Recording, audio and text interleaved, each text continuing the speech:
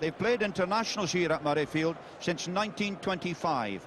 But in all the intervening time, I don't think Murrayfield has ever buzzed with the same air of feverish anticipation as at this very moment, as one of the great sporting occasions is about to unfold. And here, Will Carling leads on the England side with their tremendous record of having scored 11 tries to 2 in the championship so far in the 3 matches.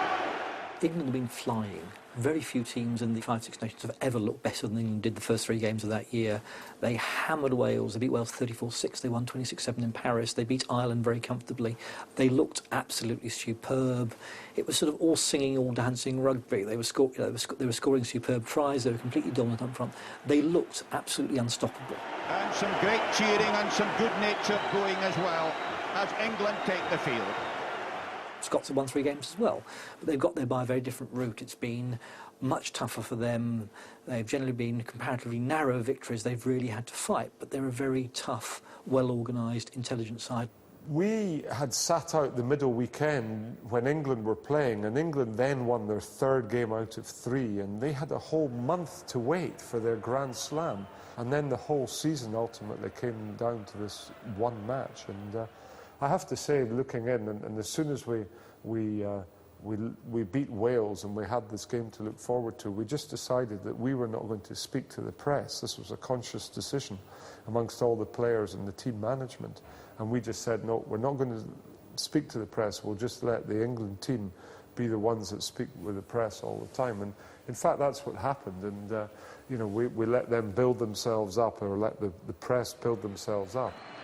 And now the Scottish team, led there by David Sow, with Ken Milne just behind him. Also, you'll remember or recall that David Sow, the captain, led the team out, and we marched out onto the field. It was very slow, it was very deliberate, and you speak to some of the England players that played that day, and they thought, oh my goodness, what the heck's happening now? And they suddenly sensed that we had gained a psychological advantage even before the match had started, which for me was fantastic. You notice how tense they all are. They've waited for this moment for a long time. Listen to the acclaim for them. I know players who've played in that game speak of that, in a sense, as the big moment. I think David Soul was on record as saying for them it was the equivalent of doing the haka. It was an indication of intent.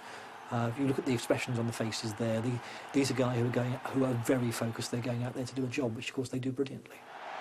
Well, I've never known support quite like that for the Scottish team. They're still clapping and cheering. And I'm sure in 1990 that was the very first year in which Flower of Scotland was sung, and it's become one of the great, I suppose, rugby anthems, and especially the overseas and our visitors, they love singing Flower of Scotland. And in 1990, I think it really sort of was so appropriate and so apt for that occasion.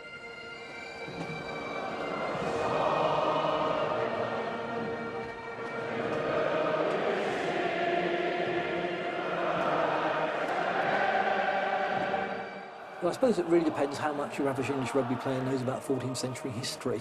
I think certainly whether or not they understood the significance of the precise words, whether they registered who Proud Edward's army was, I think the intention to send them home and to think again came through very loud and clear.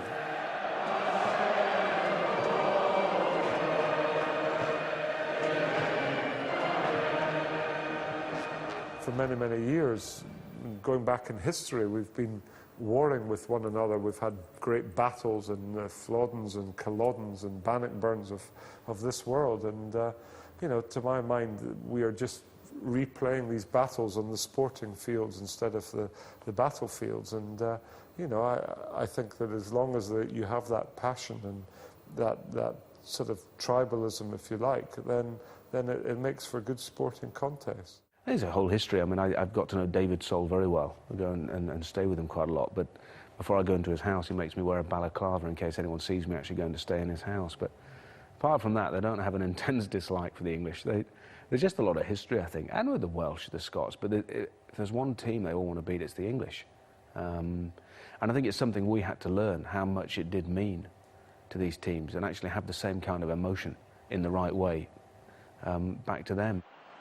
So England gave a vote of confidence to the 15 who beat Wales by 34-6. So only Simon Halliday and Mike Teague have not played in all the championship games. Those three quarters claimed 32 international tries. Rob Andrew and Richard Hill have gelled into a singular effective hinge. And that mighty pack will be hoping to lay the foundations for Will Carling to become England's third post-war Grand Slam captain. For the first time ever, Scotland field the same 15 for all 4 games in a Five Nations Championship. It means the back division are together for the 5th time, the entire pack for the 8th time. They face a searching examination in set-piece play. Behind them, the key figures will be Craig Chalmers and Gavin Hastings. The 8 British Lions include that experienced loose forward trio with 17 international tries between them. David Soul, the captain, for the 6th time.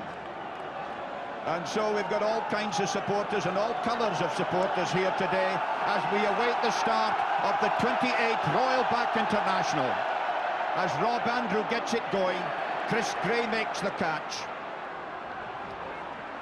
And this crucial Calcutta Cup game is underway for the Grand Slam. Just once the game had started, we got awarded a penalty, and Finlay Calder took this quick penalty to himself, and he charged in, and he was well tackled by the English forward pack, and he was almost on his own, and then David Soul came in behind him, and then the whole of the Scottish pack came in, and they drove the England team back about 20 or 30 yards. Scotland with a psychological drive on there, taken from Armstrong to Calder. Calder drives in, and the Scots already taking the play to England. What a surge that was. Armstrong, but it's a penalty for being offside over the top. And the whole crowd was erupting, and they basically continued that pattern. It set the tone that we were not going to lie down to the English, and every single decision that went in Scotland's favour was cheered to the rafters by the Scottish crowd, and that's what I remember most about it, just the fact that we were cheered with every positive passage of play, which, you know, was tremendous. Craig Chalmers then, away out there on the right. He's pulled it, there's a loud roar from the east stand. It wasn't his best kick of all time because it bobbled and weaved, but it's given Scotland a 3-0 lead. England